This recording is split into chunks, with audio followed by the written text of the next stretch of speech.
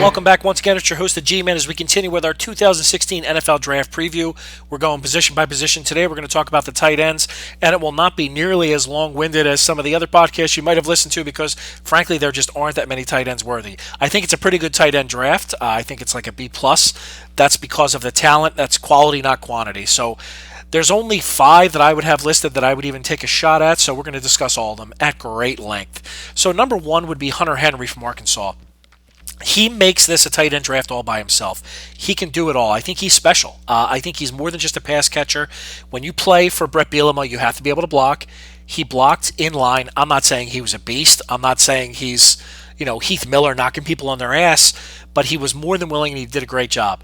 As a receiver, he is a matchup nightmare. He's strong and physical. Reminds me of Greg Olsen, his inability to catch the ball in traffic, but his best modern day comp is like a Zach Ertz because I think he is as a pass catcher, he's really special.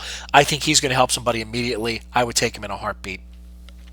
The number 2 would be Austin Hooper from Stanford. They do have a tradition of spitting out tight ends.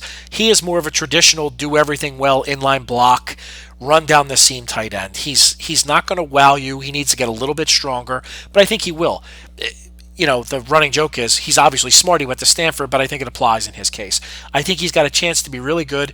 If he can put on some more strength, he's actually big enough. If he can just put on 5 pounds of muscle, I think he can be a Kyle Rudolph type of tight end. I think he could really help a team. Number 3 is Jordan Leggett from Clemson. He's a talented do-everything guy. He was severely underutilized in college because of their system. Even though they threw the ball enough, it wasn't a traditional system, so a lot of the throws went to running backs, swing passes, and wide receivers deep. But I think he has excellent hands and speed. I think he'll get used more properly, I guess is the right way to say it, in the next level, and I think he has a chance to be an absolute beast. I can see him being like a Max Williams for the Baltimore Ravens, who, if you were paying attention to this end of the year this year, wound up being a hell of a player. Number 4 is a guy who I don't think is as good as everybody else does, not because he's a bad player. He's just not a special player. It's Nick Vannett from Ohio State. I think he is a limited upside and a limited downside. I think you kind of know what you're getting when you get him. He'll most likely start out as a second tight end somewhere.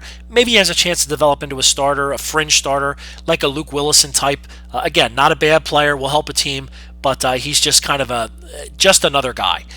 The last guy I want to review is Tyler Higbee from Western Kentucky. Yeah, he is borderline wide receiver. If he were smaller, he'd be a wide receiver. That offense, he didn't block at all. Played in a spread offense, had some really bad injuries, and I saw him take a beating. But he does catch everything. Jay Samaro is actually a really good comparison for him. And I think Jay Samaro has a chance to be a pretty good player. I don't think the Jets have used him correctly or given him a shot. But Tyler Higbee, again, if you're looking for a pass-catching tight end, I think he has value there. I don't think you're going to bring him in and put him on the line in 2 tight end sets and tell him to block because you're going to be disappointed, but I do think he has a chance to help you there. So again, pretty short review because I just don't think there's that many tight ends that are worthy in the NFL draft, but if you want to see the full list of players, I've already reviewed all the skill position players. We'll review all the others as we go through. Please go to our blog section and look out the G-Man Draft Spectacular. But for now, this is your 2016 NFL position by position draft preview. Today we talked about tight ends. I'm your host, the G-Man, and I am out.